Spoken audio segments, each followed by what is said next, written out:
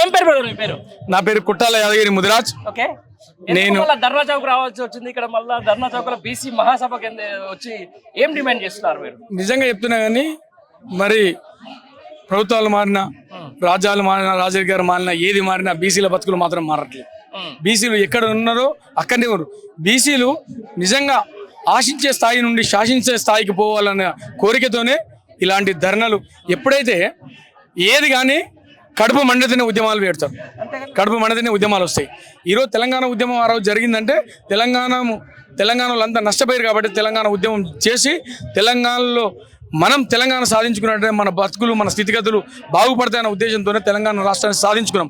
అట్లే బీసీల బతుకులు ఇట్లా బాగుపడాలంటే ఇప్పుడు ఆయన అన్న ప్రకారం బీసీ రిజర్వేషన్ ఇస్తానని చెప్పిండు కదా, ఆ రిజర్వేషన్ ఏ విధంగా ఇస్తారో మరి 42% రిజర్వేషన్ ఆయననే బీసీ డిక్లరేషన్ అని చెప్పి కామారెడ్డిలో బీసీ డిక్లరేషన్ అని చెప్పేసి ఆయన చెప్పడం జరిగింది. ఆ డిక్లరేషన్ ఆయన చెప్పిన దాన్నే మేము ఇచ్చుకుంటూ నువ్వు 42% ఇచ్చుకుంటూ ఏ విధంగా ఇస్తావో చెప్పి మా క్లియర్గా చెప్పి స్థానిక సంస్థలకు ఎన్నికలకు పోవాలని చెప్పేసి మా డిమాండ్. అంతే. నమ్మకం ఉందా? నమ్మకం లేకపోతే ఖచ్చితంగా ఎక్కడికక్కడ దిగ్బంధాలు అవుతాయి, ఖచ్చితంగా ఎక్కడికక్కడ ధర్నాలు అవుతాయి. ఇది ట్రయల్ మాత్రమే, అసలు పిక్చర్ ముందట ఉంటుంది. ఖచ్చితంగా కామారెడ్డి డిక్లరేషన్ చేసి తర్వాత స్థానిక సంస్థల ఎలక్షన్ అంటే ఇప్పుడు ఆల్మోస్ట్ 1.5 year 13 నెలలు అయింది. ఇప్పుడు గ్రామాలకు సర్పంచులు లేక ఇంకా కూడా ధైర్యం చేస్తలేక ఇంకా కాలయాపన సమగ్ర సర్వేలు అని చెప్పేసి ఇంటర్నల్ కమిటీ చేస్తున్నారు కదా.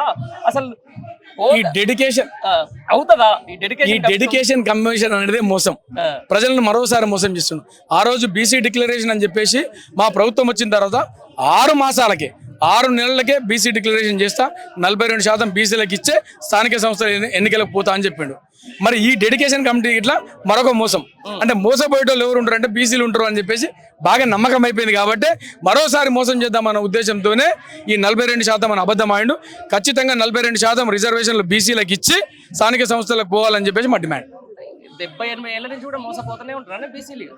అందుకే ఈసారి ఖచ్చితంగా బీసీలంతా ఐక్యంగా పోరాడి బీసీ రిజర్వేషన్ ఖచ్చితంగా తెచ్చుకోవాలన్న ఆలోచనతో అన్ని కులాలు ఈరోజు ఇక్కడికి వచ్చిన దాంట్లో దాదాపు ఒక 40 నుండి 50 కులాలు, మోస్ట్ ఎంబీసీ కులాలు, నిజంగా అసెంబ్లీ శాసన మండలి చూడని కులాలు ఎన్నో ఉన్నాయి. ఉదాహరణ ఈరోజు ముదిరాల దగ్గర భిక్షాటన చేసేటువంటి కాకి పడగలు ఎంతమందికి తెలుసు? ఈ రాష్ట్రంలో ఎంతమంది ప్రభుత్వాలు తెలుసు, ఎంతమంది రాజకీయ నాయకులు తెలుసు?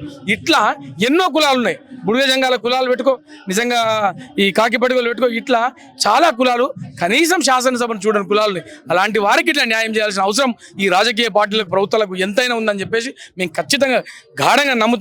వారి గురించి ఇట్లా బీసీల తరఫున ఖచ్చితంగా కొట్లాడతామని చెప్పేసి. ఇప్పుడు జనరల్ సీట్ ఉంటుంది, ఒక బీసీ పోటీ చేసి ఒక రెడ్డి అనుకో, ఇంకా వేరే దాన్ని చేసి దాదాపు మోస్ట్ ఆఫ్ ద దాంట్లో కూడా రెడ్డిలకే అంత బీసీ వైపు ఓట్లు వేస్తూ ఉంటారు. ఇట్లాంటి ఇంకా కూడా అంటే ఆర్థికంగా లేకపోతే అంగబలంగా చూసుకుంటే ఎన్ని రోజులకు పడుతుంది ఇంకా ఈ బీసీలకు ఒక ఐక్యత రావడానికి, వీళ్ళకి రాజ్యాధికారం రావడానికి? నిజమే మీరు చెప్పింది ఖచ్చితంగా నిజం.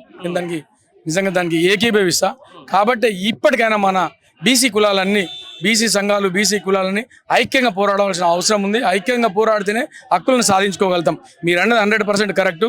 నిజంగా ఏ రోజైతే ఒక జనరల్ సీట్ల ఒక బీసీ గెలుస్తాడో ఆ రోజు నిజంగా మన ఐక్యత ఉందని చెప్పేసి సంపూర్ణంగా నమ్మొచ్చు. రైట్. ఇప్పుడు మీ ముదిరాజు బిడ్డనే ఉన్నాడు ఈటల రాజేందర్, మల్కాజ్గిరి కాకపోయి ఉంటే వేరే దగ్గర ఎంపీ చేస్తే గెలిచేటోడా?